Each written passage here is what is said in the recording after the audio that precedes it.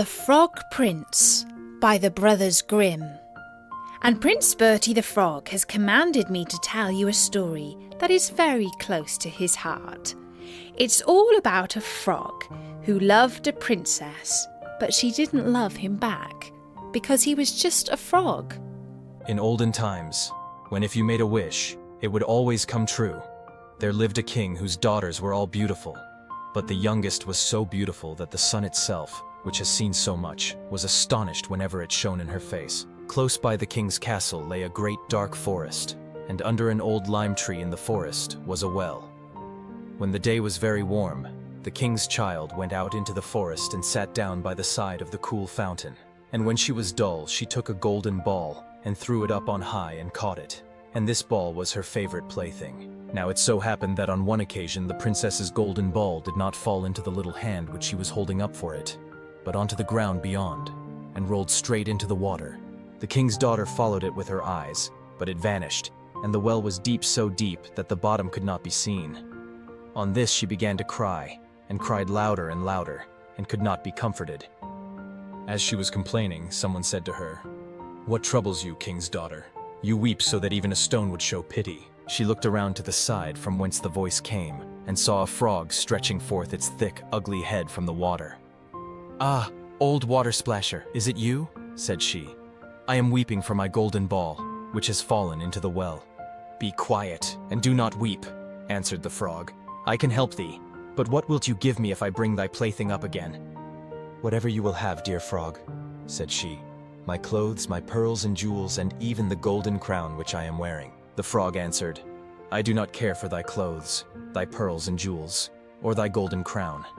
But if you will love me, and let me be thy companion and playfellow, and sit by thee at thy little table, and eat off thy little golden plate, and drink out of thy little cup, and sleep in thy little bed.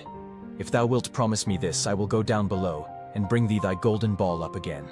"Oh yes," said she, "I promise thee all you wish, if you will bring me my ball back again." She, however, thought, "How the silly frog does talk! He lives in the water with the other frogs and croaks, and can be no companion to any human being." But the frog, when he had received this promise, put his head into the water and sank down, and in a short while came swimming up again with the ball in his mouth and threw it on the grass. The king's daughter was delighted to see her pretty plaything once more, picked it up, and ran away with it. "Wait, wait," said the frog. "Take me with thee. I can't run as thou canst." But what did it avail him to scream his croak-croak after her, as loudly as he could? She did not listen to it, but ran home and soon forgot the poor frog, who was forced to go back into his well again.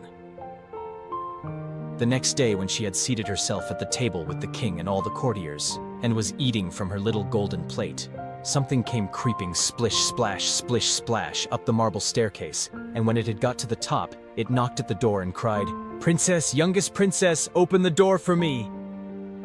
She ran to see who was outside, but when she opened the door, there sat the frog in front of it. Then she slammed the door to, in great haste, sat down to dinner again, and was quite frightened.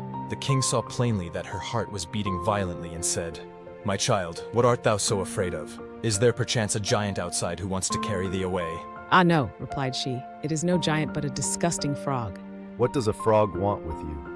"Ah, dear father, yesterday as I was in the forest sitting by the well, playing, my golden ball fell into the water, and because I cried so, the frog brought it out again for me, and because he so insisted, I promised him he should be my companion, but I never thought he would be able to come out of his water, and now he is outside there, and wants to come into me." In the meantime, it knocked a second time and cried, "Princess!"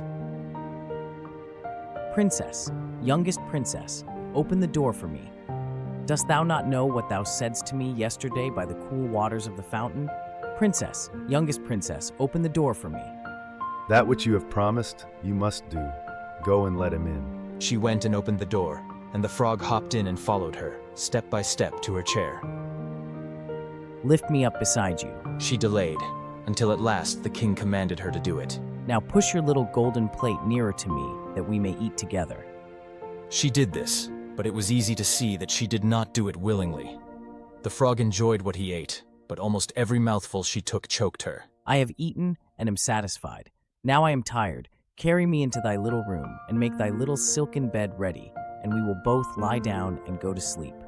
The king's daughter began to cry, for she was afraid of the cold frog which she did not like to touch, and which was now to sleep in her pretty, clean little bed. He who helped thee when thou wert in trouble ought not afterwards to be despised by thee.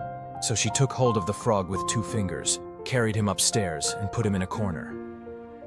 When she was in bed, he crept to her and said, "I am tired. I want to sleep as well as thou. Lift me up, or I will tell thy father." Then she was terribly angry, and took him up and threw him with all her might against the wall. Now you will be quiet, you horrible little frog. But when he fell down, he was no frog, but a king's son with beautiful, kind eyes. But when he fell down, he was no frog, but a king's son with beautiful, kind eyes. I, by your father's will, am now your dear companion and husband. I was bewitched by a wicked witch. No one could have delivered me from the well but you. We will go together into my kingdom tomorrow. They then went to sleep. Next morning, when the sun awoke them, a carriage came driving up with 8 white horses, which had white ostrich feathers on their heads, and were harnessed with golden chains, and behind stood the young king's servant, Faithful Henry. Faithful Henry had been so unhappy when his master was changed into a frog, that he had caused 3 iron bands to be laid around his heart, in case it should burst with grief and sadness. The carriage was to conduct the young king into his kingdom. Faithful Henry helped them both in, and placed himself behind again, and was full of joy because of this wonderful end to their troubles. When they had driven a part of the way, the king's son heard a cracking behind him as if something had broken. Henry, the carriage is breaking.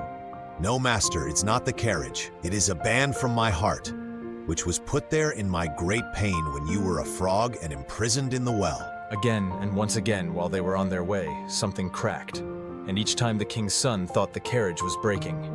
But it was only the bands which were springing from the heart of Faithful Henry because his master was set free and was happy.